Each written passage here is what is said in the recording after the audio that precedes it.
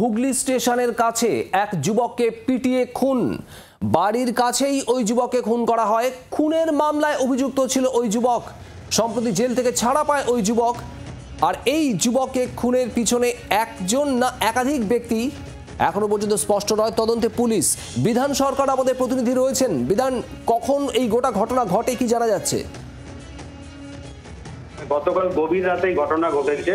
Hooghly station সংলগ্ন যে লোহারপাড়া রয়েছে, সেই লোহারপাড়ারই বাসিন্দা ওই যুবক সঞ্জয় রাজবংশী।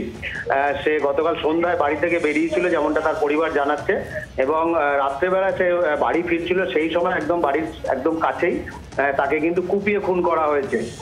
দুষ্কৃতী বা আততায়ী যারা, তারা এক না একাধিক, সেটা এখনো পর্যন্ত স্পষ্ট নয়। তবে তাকে রক্তাক্ত অবস্থায় পড়ে থাকতে দেখে স্থানীয় মানুষজনই হাসপাতালে নিয়ে যায় এবং সেখানে চিকিৎসকরা তাকে মৃত বলে ঘোষণা করেন। ঘটনার তদন্ত শুরু করেছে চন্দননগর পুলিশ কমিশনারেট, এবং সেখানে আজকে সকাল দেখা যায় যে আধিকারিক যারা রয়েছেন, ডিসি চন্দননগর এবং ব্যান্ডেল যে ফাঁড়ি রয়েছে, পুলিশ ফাঁড়ি, তার যারা অফিসার, তারা আসেন, তার পরিবারের সঙ্গে কথা বলেন। যেটা জানা যাচ্ছে, ওই যুবক সম্পর্কে 2019 সালে হুগলি স্টেশনের কাছেই একজনকে পুড়িয়ে খুন করা হয়েছিল। সেই খুনের মামলায় কিন্তু অভিযুক্ত ছিল এই যুবক।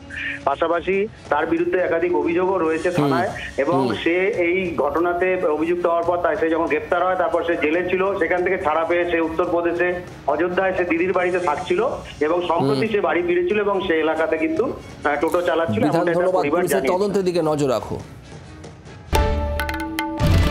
বাংলার আওয়াজ, বাঙালির আবেগ, জি 24 ঘন্টা।